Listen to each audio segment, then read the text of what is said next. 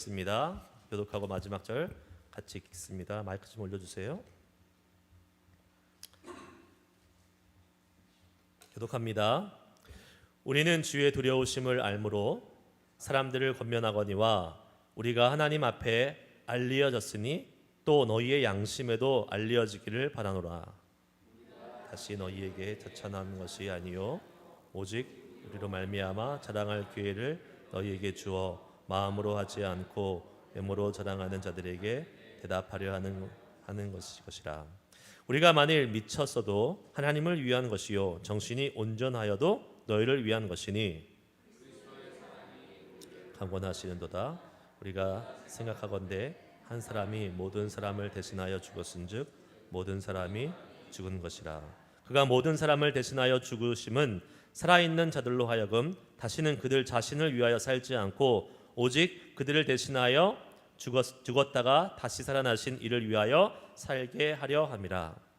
그러므로 우리가 이제부터 어떤 사람도 자신의 육신을 따라 알지 아니하노라.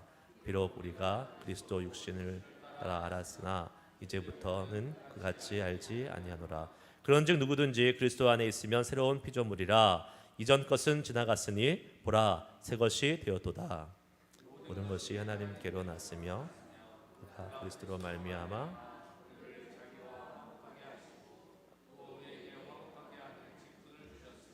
곧 하나님께서 그리스도 안에 계시사 세상을 자기와 화목하게 하시며 그들의 죄를 그들에게 돌리지 아니하시고 화목하게 하는 말씀을 우리에게 부탁하셨느니라. 그러므로 우리가 그리스도를 대신하여 자신이 되어 하나님이 우리를 통하여 너희를 권면하시는 것 같이 그리스도를 대신하여 간청하노니 너희는 하나님과 화목하라. 다 같이 하나님이 죄를 알지도 못하신 이를 우리를 대신하여 죄로 삼으신 것은 우리로 하여금 그 안에서 하나님의 의가 되게 하려 하심이라. 아멘. 할렐루야. 주님을 찬양합니다. 아멘. 아침 예배 오신 여러분들을 주의 이름으로 축복합니다. 한 주 동안 또 사시면서 주님의 은혜를 깊이 경험했으라고 믿고 또 토요일 이 아침이 두 가지 의미가 다 있는 것 같아요. 하나는 주님 앞에 또 한 주 동안 살면서 우리가 좀 죄송한 것들 또 잘못한 것들을 회개하고 다시 새롭게 되는 시간. 또한 반면에 또 한 주간 동안 하나님이 주신 그 은혜와 사랑에 감사하면서 하나님 한 주간 동안 지켜주시고 잘 살게 해주셔서 감사합니다. 저는 후자가 좀 많았으면 좋겠어요. 예. 물론 우리가 죄에 대해서 민감하고 또 우리가 죄를 늘 날마다 고백하면서 정결함을 받는 것도 중요한데 하나님 입장에서는 그 부분도 동시에 나가야겠지만 맨날 와서 좀 이렇게 용서해달라는 그러한 고백보다는 하나님한테 좀 하나님 잘 살았습니다. 칭찬해 주세요. 저 이런 고백도 좀 많이 하나님 듣고 싶지 않을까라는 생각이 들기도 합니다. 뭐 다 있어야겠죠. 둘 다. 잘 들리세요, 여러분? 저만 안 들리는 건가요? 네. 하여튼 오케이, 그럼 됐어요. 여러분 잘 들리시면 괜찮아요. 네. 자, 오늘 말씀의 제목을 한번 보겠습니다. 되게 길어요. 생명의 삶 이거 집필하시는 분들은 제목을 길게 하는데 은사가 있으신 것 같아요. 제목이 항상 길어요.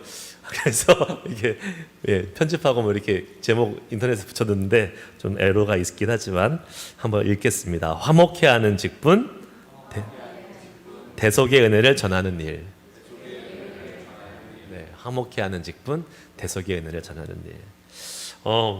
우리가 은혜 받고 주님의 자녀가 된 다음에 감당해야 될 일이 있죠. 은혜 받고 하나님 자녀가 됐으니까 좋다 끝 이게 아니고 하나님은 우리에게 사명을 주시고 또 이 땅에 그 복음을 전하고 주님의 교회를 세워가는 그러한 사역을 주십니다. 복음을 전하고 교회를 세워가는 일, 이것을 하는 데 있어서 중요한 두 가지 원리가 있는 것 같아요. 오늘 말씀에 의하면 그 두 가지를 한번 먼저 살펴보길 원합니다. 첫 번째는 두려움입니다. 두려움, 경외. 11절 말씀 볼게요. 우리는 주의 두려우심을 알므로 사람들을 권면하거니와 우리가 하나님 앞에서 알려졌으니 또 너희의 양심에도 알려지기를 바라노라. 지금 바울 사도가 사람들을 권면하고 사람들에게 하나님의 복음을 전하고 그들의 양심이 호소하고 이렇게 나아가는데 그 전제가 뭐냐면 우리는 주의 두려우심을 한다라는 전제가 있습니다. 자, 두려움 무엇입니까? 여러분, 두려움하면 사실은 우리는 부정적인 의미가 좀 사실은 많이 있어요. 근데 그 두려움이 우리가 생각하는 잘못된 두려움이기 때문에 그렇습니다. 하나님을 향한 두려움은요, 무조건 무서워하는 공포의 두려움이 아닙니다. 정확히 아셔야 돼요. 이 두려움은 하나님의 거룩함과 위대함 앞에서 그것을 쳐다보지도 못하는 경외감의 두려움입니다. 여러분 잘 아셔야 돼요.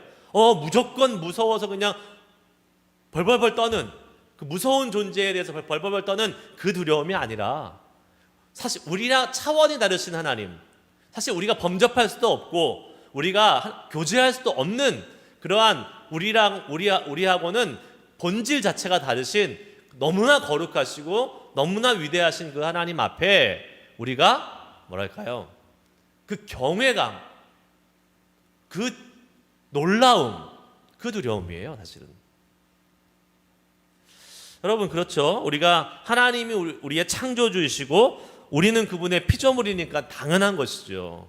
우리의 주인 되신 분이시고 우리의 모든 것을 아시고 우리의 모든 것을 주관하시는 우리하고는 사실은 차원이 다르신 분, 그 주님 앞에 우리가 경외감, 두려움을 갖는 것은 당연한 것입니다. 그런데 그 창조주 하나님께서 어떻게 하셨어요? 우리를 위해서 친히 이 땅에 오셔서 우리와 같이 되셨고 우리와 같은 인간으로서 사시다가 인간의 모든 죄를 담당하셔서 십자가에 죽으셨다는 것이죠.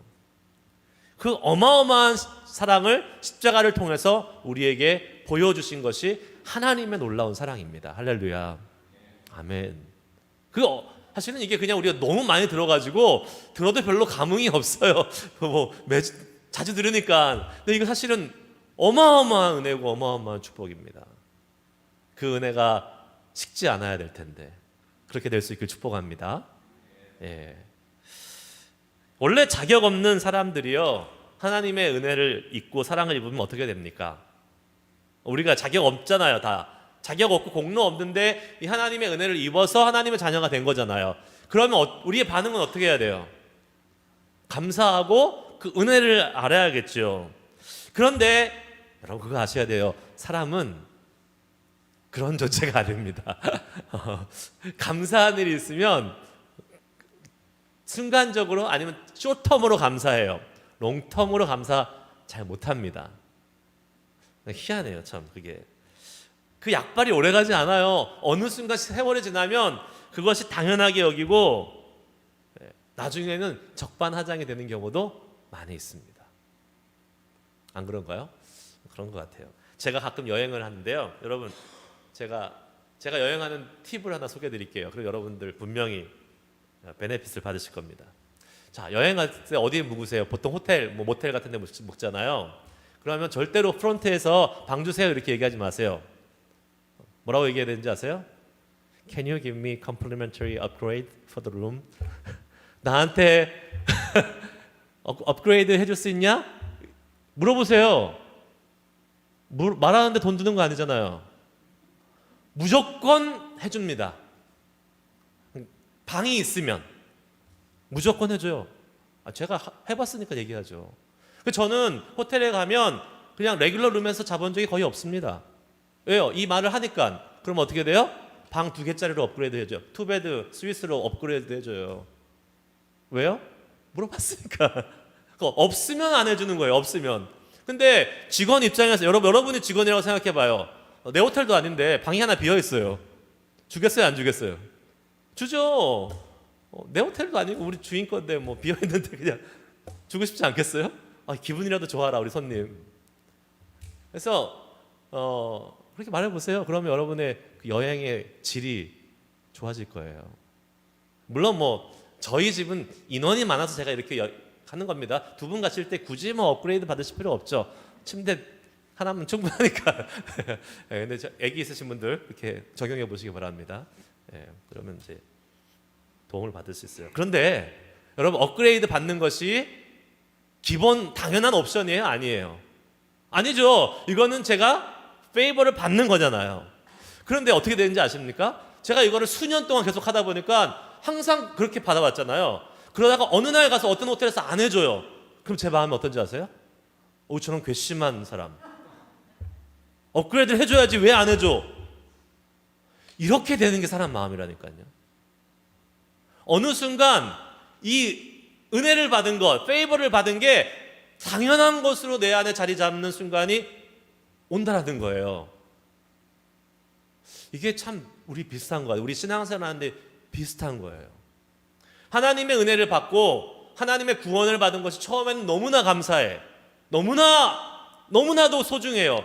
그런데 이 시간이 지나니까 계속 듣잖아요. 계속 경험하잖아요. 그러니까 어떻게 됩니까? 당연해졌어요. 그리고 나서 자꾸 이제 적반하장이 되는 거예요. 하나님한테 뭐 내놓으라고 계속. 기도했는데 왜 안 들어주세요? 막 이렇게 지금 막 바뀌는 모습이 우리 주변에도 우리의 모습에도 얼마든지 보일 수 있다는 사실입니다. 업그레이드 왜 안 해주냐고 하나님한테. 마치 당연한 건 내놓으라는 것처럼 그러한 모습이 우리 사람의 모습이 아닌가 싶어요. 여러분, 우리는 하나님의 은혜를 받고 그것을 당연하게 받아들이면서 하나님을 두려워하지 않고 심지어는 만만하게 보는 사람들도 생겨나는 것 같습니다. 하나님이 우리를 용납해 주시고 용서해 주셔서 하나님의 자녀로 삼아 주신 것을 당연하게 받아들이면서 이게 너무나 당연해지니까 이제는 막 맘먹으려고 하는 거예요. 그리고 심지어 하나님을 막 너무 이렇게 나랑 같은 동급에 놓고 막 생각하는 그러한 사람들도 생기는 것 같아요. 어디서 그걸 볼 수 있는지 아십니까? 교회에 보면요, 자기가 하나님의 역할을 하려고 하는 사람들이 있습니다. 있어요. 마치 이런 거예요. 마치 내가 구약시대에 하나님의 의로운 선지자인 양 교회의 모든 부조리를 다 해결하리라 하면서 막 교회에서 막 소리 지르고 막 혈기 부리고 막 자기 주장하는 사람들이 있어요, 없어요? 있어요. 마치 내가 의로운 투사인 것처럼 하나님을 대변하는 사람인 양. 근데 그런 사람들 대부분 목소리가 커요. 목소리가 큰 것뿐만 아니라 혈기를 부려요. 거기에 하나님이 하시는 일을 자기가 대신하고 있는 하려고 하는 사람이에요. 하나님이 원하시지 않습니다. 그렇게 되면 어떻게 됩니까? 교회가 막 갑자기 술렁술렁대고 어떤 사람이 소리 한 번만 질러도 가슴이 철렁철렁 내려앉잖아요. 근데 교회에서 막 그런 사람들이 한 명 아니고 두 명, 세 명 막 생겨나기 시작하면 교회가 막 그 다음부터는 술렁술렁대고 분위기가 막 이상해집니다. 그리고 파가 갈리게 됩니다. 어떻게 해요? 그 사람들이 주장하는 거 동조하는 파. 저 사람들은 왜 저래? 하는 파가 갈리게 돼요. 분쟁, 싸움이 생기게 되는 것이죠. 싸우면 망합니다. 싸우면 망해요. 교회가 싸우면 망해요. 영적으로 망하든 진짜 실제로 망하든 망합니다. 제가 오래전에 여러분 그 남광진 목사님 기억하세요? 25년 전에 우리 교회에 부목사님을 계셨던 분, 그분하고 통화를 최근에 했는데 그분이 뉴저지로 이사 가서 거기에 뉴저지를 대표하는 가장 큰 교회의 부목사님으로 가셨대요. 처음에 1200명, 성도수만 1200명. 지금 그 교회 없어졌어요. 왜요? 싸워가지고. 원로 목사님 파, 그 다음에 뭐 무슨 담임 목사님 파가 싸웠대요. 막 싸워가지고. 여러분 이해가 됐어요? 1200명, 지금부터 20년 전이 아니죠. 제가 미국에 와서니까 한 10몇 년 전에 1200명 되는 뉴저지를 대표하는 가장 큰 교회가 없어졌어요. 싸워서. 싸움을 통해서 사단이 역사하는 겁니다. 사단이 싸움을 조장하고 또 싸움이 커지면 더 사단이 임하고 더 역사하는 거죠. 분쟁이 있는 곳, 열심히 싸우는데 하나님의 은혜가 있다는 말 들어본 적 있으세요?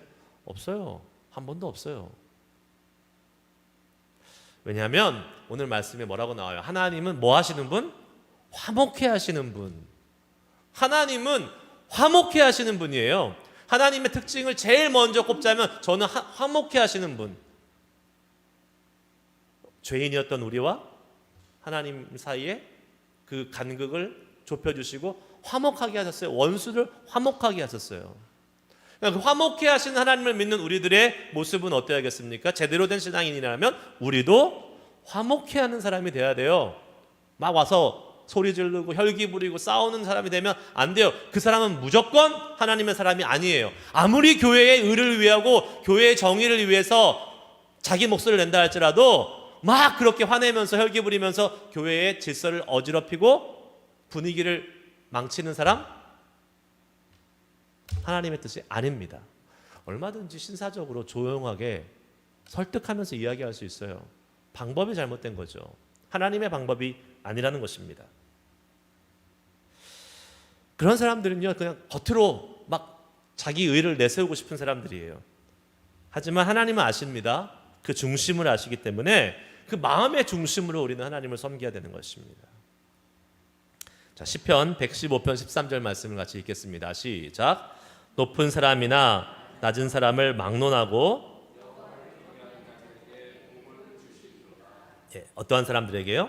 여호와를 경외하는 자들에게 복을 주시리로다. 하나님을 경외하는 것이 복 받는 길이에요. 다른 거 없습니다. 경외한다, 두려워한다 라는 말이죠. 이 두려움을 가지고 우리는 항상 하나님을 경외하는 마음으로 주의 몸된 교회를 섬겨가야 되고 또 밖에 나가서 복음을 전하는 사역을 감당해야 됩니다. 두 번째 원리는 사랑입니다. 사랑. 14절 말씀 보겠습니다. 그리스도의 사랑이 우리를 강권하시는도다. 우리가 생각하건대 한 사람이 모든 사람을 대신하여 죽었은즉 모든 사람이 죽은 것이라. 그리스도의 사랑, 예수 그리스도의 사랑으로 우리는 교회를 섬겨가야 되는 것입니다. 나의 사랑 아니에요. 잘못 생각하면 내가 사랑을 열심히 베풀어 살려고 하는데 나의 사랑은 한계가 있고 변덕스럽고 완전하지 못합니다. 내가 좋을 때만 나타나요. 나의 사랑은. 하지만 내 안에 언제나 변함없으신 그리스도의 사랑이 있으면 그 사랑으로 우리는 항상 동일하게 주의 몸된 교회를 섬겨가며 나가서 복음을 전할 수 있는 것이겠지요.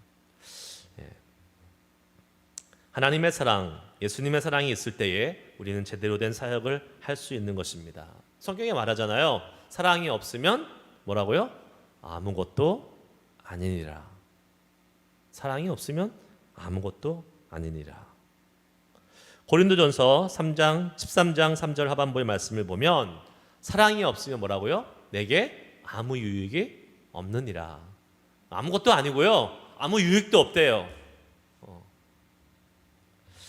그러므로 우리가 예수님의 사랑을 알고 하나님의 자녀가 된 우리들이 하나님의 자녀가 되어서 화목해하는 이 직분을 받은 것처럼 우리도 이 사랑을 가지고 나아가서 화목해하는 역할을 잘 감당할 수 있는 사람, 그러한 마음으로 교회를 섬기고 그러한 마음으로 복음을 전할 수 있는 사람이 될 줄 믿습니다. 두 번째, 17절에서 21절 말씀에 보면 우리가 너무나 잘 아는 말씀이 나옵니다. 모든 그리스도인들이라면 아마 다 아는 말씀, 17절 말씀을 한번 읽어볼까요? 시작. 그런즉 누구든지 그리스도 안에 있으면 새로운 피조물이라. 이전 것은 지나갔으니 보라 새 것이 되었도다. 아멘. 좋아하시는 말씀이죠? 네, 저도 아주 좋아하는 말씀이에요. 그리스도 안에 있으면 뭐라고요? 새로운 피조물이라. 그러니까 예수 그리스도 안에 있으면 이 말은 뭐 예전의 모습과는 다른 새로운 존재가 됐다는 것을 의미하잖아요. 그런데 앞에 붙어있는 말을 저는 주목하고 싶습니다. 그런즉 누구든지란 말은 제한이 없다라는 거잖아요. 한계가 없다라는 거예요. 그렇죠. 우리 종종 농담으로 진짜 구제불능인 사람을 보고 이렇게 얘기합니다. 아우, 저 사람은 예수님도 못 고치실 사람이야. 예수님도 저 사람은 죽었다 깨어나도 못 고쳐. 근데 그 말은 잘못된 말이에요. 예수님은 고칠 수 있어요. 변화시킬 수 있습니다. 아멘. 예수님을 믿기 전과 예수를 믿고 난 다음에 예수님이 안에 계신 것과 계시지 않는 것 사이에 큰 차이가 존재합니다. 그것은 뭐냐? 우리의 삶의 가치관이 달라지는 거예요. 그 말은 삶의 기준이 달라지는 거예요. 예수님은 모를 때는 내가 즐겁기 위해서, 내가 그냥 잘 살기 위해서, 나 잘 먹고 잘 살고 내 자식 잘 먹고 잘 살기 위해서 사는 것이 우리의 인생이었다면, 예수님을 알고 난 다음에는 그게 우리 인생의 목적이 아니에요. 왜요? 우리가 어떠한 사람인지 알았고, 우리가 이러한 죄인인 우리가 하나님의 은혜로 말미암아 구원함을 받아서 그 하나님의 영원한 가치를 위해 사는 것이 얼마나 소중한 것인가, 그것이 가장 큰 행복이라는 것을 깨달았기 때문에 이제는 나를 위해 살지 않고 그 주님을 위해서 사는 삶으로 바뀌는 것입니다. 그래서 사도 바울은 이야기하잖아요. 예수님을 알고 주님을 위해서 사는 삶을 살기 시작한 다음부터 이전에 알았던 모든 것은 뭘로 여긴다? 배설물로 여긴다. 배설물로. 빌립보서 3장 8절 말씀 같이 읽겠습니다. 시작. 또한 모든 것을 해로 여김은 내 주 그리스도 예수를 아는 지식이 가장 고상하기 때문이라. 내가 그를 위하여 모든 것을 잃어버리고 배설물로 여김은 그리스도를 얻고. 자, 여러분, 예수님을 믿고 예수님을 섬긴 다음에 여태까지 소중히 여겼던 모든 것은 배설물로 여기고 계세요? 그 정도까지는 안 되시겠죠? 그래도 좀 배설물까지는 근데 바울 사도는 정말 배설물로 여겼어요. 아무 가치가 없다라는 거예요. 그러니까 가치가 없다라는 것이 그것을 무시하라는 얘기가 아닙니다. 그러니까 우선순위를 얘기하는 거예요. 그러니까 우리가 그렇죠. 돈도 중요하죠. 살아가는데 돈을 무시해서는 안 됩니다. 돈을 소중히 여겨야 됩니다. 하지만 돈과 예수님이 있을 때 예수님을 앞에 둘 수 있어야 된다는 거예요. 어떤 사람은 그냥 크리스찬은 무조건 가난하게 살아야 된대요. 그런 말이 어디 있어요? 크리스찬도 부자로 사셔야 됩니다. 근데 우선순위가 있어야 돼요. 예수님 앞에 놓고 부자로 사시길 바랍니다. 부자 되시길 바랍니다. 가난하게 사시지 마세요. 네, 부자 돼야 돼요. 저도 부자로 살고 싶어요. 그렇게 될 거예요. 네. 그래야 좀 도와주기도 하고 그렇게 살 거 아니겠습니까? 목사는 뭐 맨날 가난해야 됩니까? 아니에요. 그렇죠. 여러분, 가난한 찌질한 목사가 좋으세요? 부자로서 이렇게 잘 나눠주는 목사가 좋으세요? 아니, 물론 뭐 본인이 가난하고 싶다고 가난하겠습니까? 그건 아니죠. 하지만 우리는 정확히 알아야 된다는 겁니다. 무조건 가난한 게 좋은 게 아니에요. 우선순위. 하나님을 모든 것에 앞에 놓고 다른 것은 배설물로 여길 수 있는 그러한 자세, 마음, 초연할 수 있는 마음, 그것이 우리에게 필요하다는 겁니다. 그래서 하나님은 모든 사람을 바꾸실 수 있어요. 누구든지 바꾸실 수 있어요. 제가 내일 이제 말씀 설교 준비하면서 한 분을 소개할 거예요. 근데 이제 미리 맛배기로 토요일에 예배 오신 여러분들에게 소개를 해드립니다. 내일은 그분의 간증을 한 2, 3분 제가 들을 거예요. 같이 설교 시간에. 미리 듣지 마세요. 김 빠지니까. 집에 가시면 인터넷 보시면 다 나오니까 여태까지 안 보셨으면 하루 정도 더 참을 수 있잖아요. 참으시기 바랍니다. 네. 이정훈 교수라고 혹시 아세요, 여러분? 이정훈 교수. 네. 이정훈 교수라고 있어요. 교수님. 예. 이분이 울산대 법철학 교수입니다. 근데 이분의 간증을 제가 한 2년 전인가 들었던 것 같아요. 최근에 또 다시 들을 수 있었습니다. 근데 이 사람은 정말 인생이 바울과 같은 사람이에요. 완전히 바울과 같은 사람. 왜냐하면 나쁜 의미로 예수 믿기 전에 예수님을 2007년도에 만났는데 그 전에는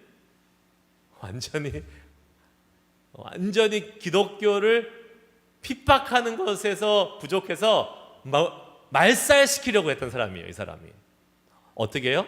법철학자라 그랬잖아요. 그 법을 만들어 가지고 기독교인들이 꼼짝 못하도록, 예를 들면 이렇게 전도 못하도록, 공적인 영역에서는 절대 예수 믿는 거 티 못 내고 그냥 조용하게 입 다물고 있도록, 만약에 회사에서 예수를 이렇게 얘기하면 감옥에 갈 수 있는 그 법을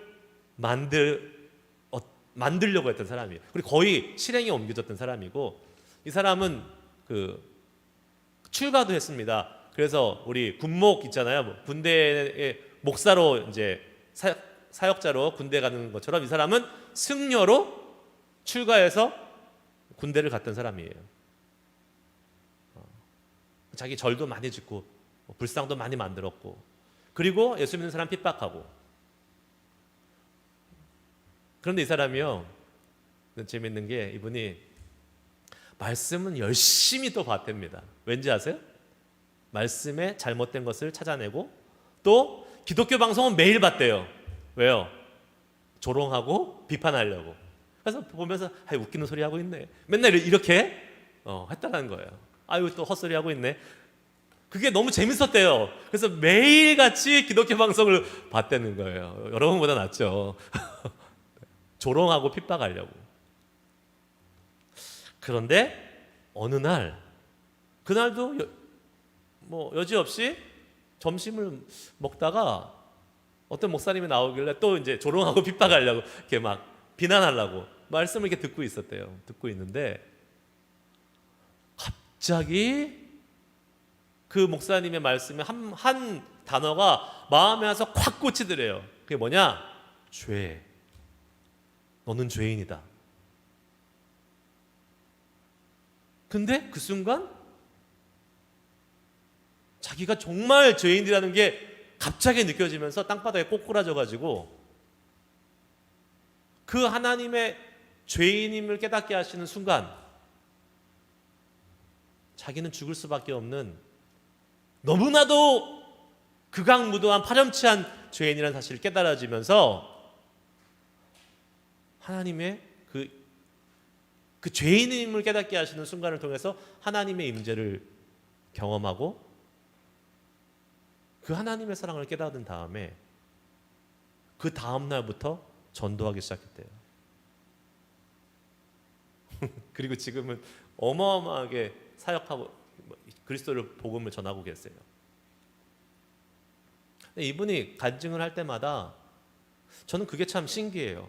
간증을 할 때마다 눈물이 그렁그렁하면서 하나님이 나 같은 이 죄인을 구원해 주신 그 은혜가 너무 크게 느껴지는 거예요. 매번 할 때마다 이제는 그만할 때가 된 것 같은데, 이 집회에 가서 간증할 때 봐도 감격해서 눈물이 그렁그렁하고, 저 집회에서 간증하는 걸 봐도 그러고, 이분 진짜구나. 그런데 그 모습이 어땠다고요? 완전히 기독교를 말살시키려고 했던 사람이라니까요, 이 사람이. 여러분, 사람은 바뀝니다.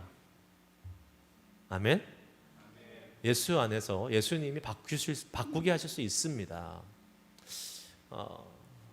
여러분, 우리 자녀를 위해서 기도 많이 하시잖아요. 지금 안 바뀌고 있잖아요. 교회 좀 오라니까 왜 이렇게 안 오고, 그런 자녀들 있잖아요. 여러분들이 전도 대상자들, 부모님이 됐던 남편이 됐던 아니면 잘 아는 친구가 됐던, 안 바뀌잖아요. 안 바뀔 것 같잖아요. 바뀌어요. 바뀝니다. 주님은 바꾸시게 하실 수 있는 분이에요. 이러한 이정훈 교수라는 이분이 바뀌었다면 저는 여러분들이 전도하고 있는 그분들은 너무 쉽게 바뀔 수 있다고 저는 생각을 해요. 자, 근데 이렇게 바뀌면 어떻게 됩니까? 이정훈 교수님이 했던 고백 중에 하나가 이거예요. 내가 예수님을 만나고 알고 나니까 주변의 상황이 너무 사랑스럽고 아름답게 보인다는 거예요. 그래서 이런 얘기를 해요. 자기 집 앞에 마당에서 놀던 애들이 있었대, 항상. 진짜 막 너무 미워 죽겠대. 자기 공부해야 되는데 맨날 앞에서 떠들고 있어가지고 막 그냥 가서 때려주고 싶고, 저 자식들은 왜 맨날 나가서 노냐, 이렇게 생각했는데 그날 이후로는 너무 사랑스럽게 보인다는 거예요, 그 애들이. 왜요? 그 안에 누가 오셨기 때문에? 예수님이 오셨기 때문에. 자, 중요한 것은 이것입니다.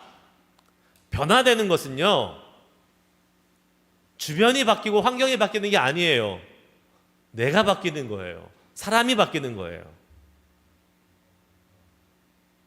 여러분, 예수님으로 인해서 내가 바뀌면 내 주변 환경이 바뀌는 것이고 내 주변 사람들이 다르게 보이는 것입니다. 그래서 우리는 화목해 할 수 있는 사람이 되는 거예요. 옛날에는 정말 미워 죽겠고 귀찮아 죽겠고 막 때려주고 싶은 사람들이 어떻게 보인다고요? 사랑스럽게 보인다는 거예요. 그래서 우리는 그 사람들에게 가서 기꺼이 복음을 전할 수 있는 사람이 되는 것입니다. 할렐루야. 아멘. 네, 그래요. 내가 변화되는 거예요. 우리가 하나님과 원수되었는데, 그래서 원수된 관계는 어때요? 항상 불편하잖아요. 긴장이 있고 불편하고 뭔가 힘들고. 그런데 화목하게 되니까, 하나님과 나가 본질적으로 화목하게 되니까 이제는 사람들과 나 사이에서도 어떻게 해요? 그 화목함이 흘러보낼 수 있는 상황이 된 것이지요. 자, 오늘 말씀 18절에서 19절 말씀을 읽고 기도하고 마치도록 하겠습니다. 같이 함께 읽겠습니다. 시작. 모든 것이 하나님께로 났으며 그가 그리스도로 말미암아 우리를 자기와 화목하게 하시고 또 우리에게 화목하게 하는 직분을 주셨으니 하나님께서 그리스도 안에 계시사 세상을 자기와 화목하게 하시며 그들의 죄를 그들에게 돌리지 아니하시고 화목하게 하는 말씀을 우리에게 부탁하셨느니라. 아멘. 하나님과 원수되었던 우리도 예수님으로 인해서 하나님과 화목하게 되었습니다. 그리고 이제 우리에게 하나님 부탁하신 것은 뭐예요? 화목하게 하는 말씀을 우리에게 부탁했다 그랬어요. 자, 여러분, 우리는 화목하게 하는 사명을 잘 살고 계십니까? 아니면 아직도 내 수가 틀리거나 나한테 맞지 않으면 또 막 이렇게 함부로 하고 외면하고 삐지고 이러면서 막 그냥 또 그런 관계들을 계속 힘들게 하는 그러한 삶을 살고 있지는 않습니까? 주님이 우리를 화목하셨다는 사실을 집중하세요. 원수되었던 우리들을 이제는 하나님의 자녀로 깨끗게 하시고 사랑해 주신다고 말씀하시는 그 하나님의 은혜를 기억하시면서 그 은혜를 우리 주변으로 화목히 하는 사명을 흘러보낼 수 있는 우리 모두가 될 수 있기를 축복합니다. 전도할 때도 마찬가지예요. 안 변하니까 짜증나잖아요. 사실은 수십 년 전했는데 안 변해요. 그러면 이제 짜증 날 만도 해요. 하지만 짜증 부리시면 안 돼요. 주님은 우리에게 인내하고 용서하고 사랑하면서 화목히 하는 그 직책을 끝까지 감당하기를 소망하십니다. 아멘. 주의 복음을 전할 때도 주의 교회를 섬겨갈 때도 마찬가지입니다. 화목, 피스. 하나님 우리를 피스메이커로 부르셨어요. 그러니까 내 주변에 피스가 있느냐, 화평이 있느냐, 이걸로써 우리가 하나님의 사랑인가 아닌 것을 볼 수 있는 거예요. 어떤 사람 주변에는 계속 긴장이 있어요. 그 사람 주변에 가면 긴장돼. 그럼 나는 하나님의 온전한 사람이 아직 아니에요. 그 사람은 정말 하나님의 사람이라면 내 안에 계신 하나님의 그 화평이 흘러가게 되어 있습니다. 자, 여러분 한번 점검해 보세요. 여러분 주변이 어떠신가? 나 때문에 화목해지세요? 나 때문에 평화가 더 많이 생겨나고 있어요? 사실 뭐 착각하는 사람도 있을 수 있죠. 안 그런데 자기만 그렇게 생각해. 실제로 막 다른 사람 다 불편한데 자기만 편한 사람도 있어요. 하나님 깨닫게 해주시겠죠, 언젠가는. 그래서 한번 기도하기 원합니다. 우리를 위해서 십자가에서 죽으시고 화목해 하신 그 주님을 마음속으로 찬양하고 높여드리고 인정하고 늘 그 주님의 은혜를 구하면서 내 삶이 주의 이 화평과 주의 은혜로 채워지기를 소망합니다 라고 우리 함께 기도할 텐데요. 송축하리라 화목해 하신 주 나의 모든 죄 깨끗게 하셨네. 우리 이 후렴을 두 번 정도 부르시고 이 찬양의 가사대로 우리가 주님만을 경배하고 찬양하면서 피스메이커로 이 땅을 살아가기를 소망합니다. 그 사역 잘 감당하게 하여 주시옵소서. 기도하도록 하겠습니다.